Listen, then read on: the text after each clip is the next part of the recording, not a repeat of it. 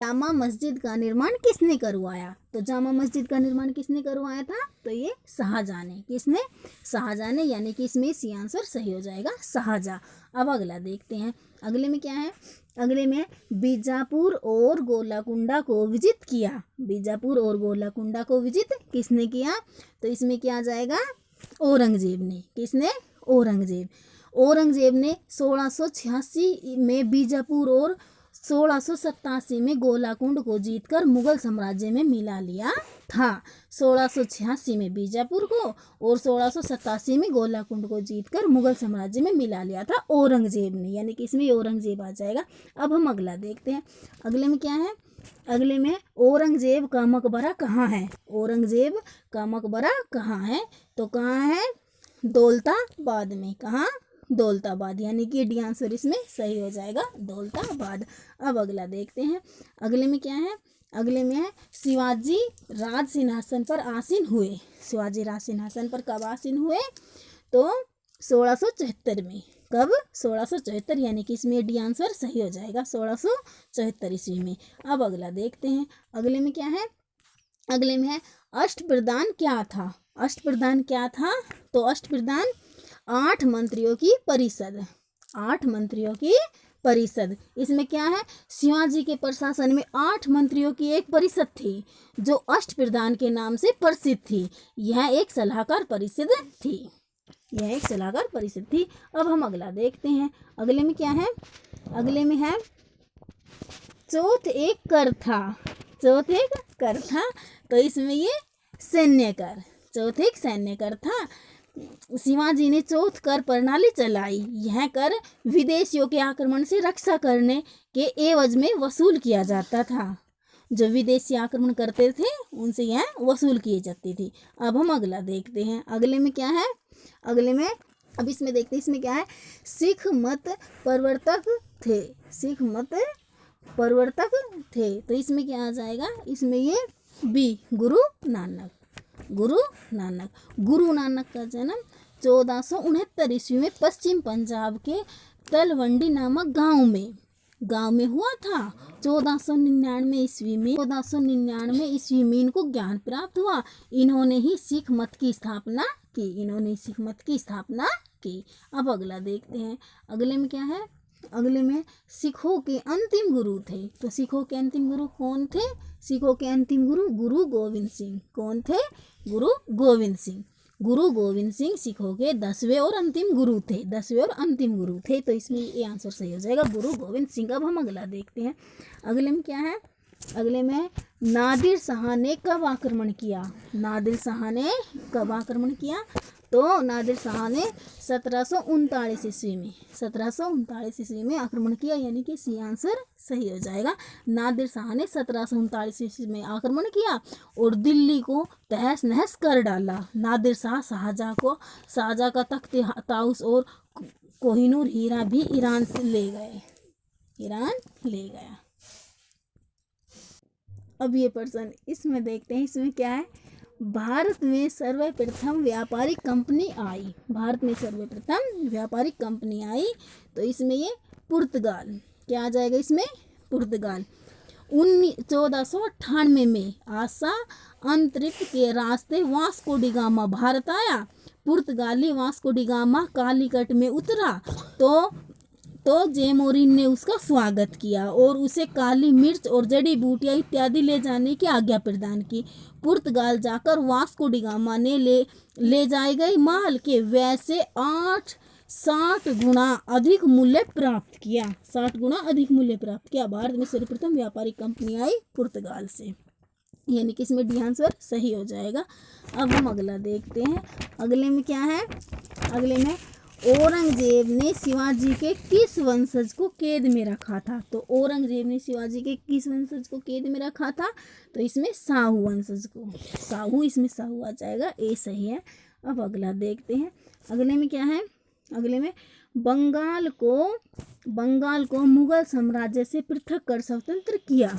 बंगाल को मुगल साम्राज्य से पृथक कर स्वतंत्र किया, तो इसमें ये बी, मुर्शिद कुली खान ने। किसने? मुर्शिद कुली खान ने। तो क्यों? मुर्शिद कुली खां औरंगजेब के समय बंगाल का दीवान था। मुगल साम्राज्य के पतन का फायदा उठाकर वह जल्दी स्वतंत्र हो गया और मुर्शिदाबाद को बंगाल की राजधानी बनाया। अब अगला देखते हैं, अगले में क्या है। अब इसमें देखते हैं, इसमें क्या है। पानीपत का तृतीय युद्ध हुआ था। पानीपत का तृतीय युद्ध हुआ था, तो इसमें ये सी आ जाएगा। अब्दाली और मराठों के मध्य। किसके मध्य? अब्दाली और मराठों के मध्य पानीपत का तीसरा युद्ध। पानीपत का तृतीय युद्ध 1761 में हुआ था। 1761 में हुआ था। यह अहमद शाह अब्दाली और मराठों के मध्य हुआ था। इसमें मराठों की पराजय हुई थी। इस युद्ध ने अंग्रेजों के भारत में शासन के द्वार खोल दिए थे। इस युद्ध ने अंग्रेजों के भारत में शासन के द्वार खोल दिए थे। यानी कि पानीपत का तीसरा युद्ध अब्दाली और मराठों के मध्य हुआ था। अब हम अगला देखते हैं, अगले में क्या है। अगले में है पलासी युद्ध के बाद बंगाल का नवाब बना। पलासी युद्ध के बाद बंगाल का नवाब बना तो मीर जाफर। कौन बना? मीर जाफर। अब अगला देखते हैं, अगले में क्या है। अगले में बक्सर का युद्ध कब हुआ था? बक्सर का युद्ध कब हुआ था? तो बक्सर का युद्ध 22 अक्टूबर 1764 ईस्वी में। कब हुआ था? 22 अक्टूबर 1764 ईस्वी में पश्चिम बिहार के बक्सर नामक स्थान पर 22 अक्टूबर 1764 ईस्वी में युद्ध हुआ और इसमें नवाब मीर कासिम और मुगल बादशाह आलम की संयुक्त सेना पराजित हुई। इस युद्ध में अंग्रेजों की जीत के बाद भारत से धन दौलत की शुरुआत हुई। अब अगला देखते हैं, अगले में क्या है। अगले में है इलाहाबाद की संधि कब हुई? इलाहाबाद की संधि कब हुई? तो इलाहाबाद की संधि 1765 ईस्वी में। 1765 ईस्वी में हुई इलाहाबाद की संधि। इलाहाबाद की संधि 1765 में हुई। शुजा उद दौला और शाह आलम ने क्लाइव के साथ इलाहाबाद की संधि की। इसके बाद ईस्ट इंडिया कंपनी को बंगाल, बिहार, उड़ीसा की दीवानी मिल गई। शुजा उद दौला को इलाहाबाद और कड़ा मुगल बादशाह को देन पड़ी। कंपनी ने प्रतिवर्ष 26 लाख रुपए मुगल बादशाह को देना मंजूर किया था। 26 लाख रुपए मुगल बादशाह को देना मंजूर किया था। अब हम अगला देखते हैं, अगले में क्या है। अगले में है द्रेद शासन कब समाप्त हुआ? द्रेद शासन कब समाप्त हुआ? तो द्रेद शासन 1772 में। द्रेद शासन कब समाप्त हुआ? 1772 में। अब हम अगला देखते हैं, अगले में क्या है। अगले में है, अब ये देखते हैं इसमें क्या है।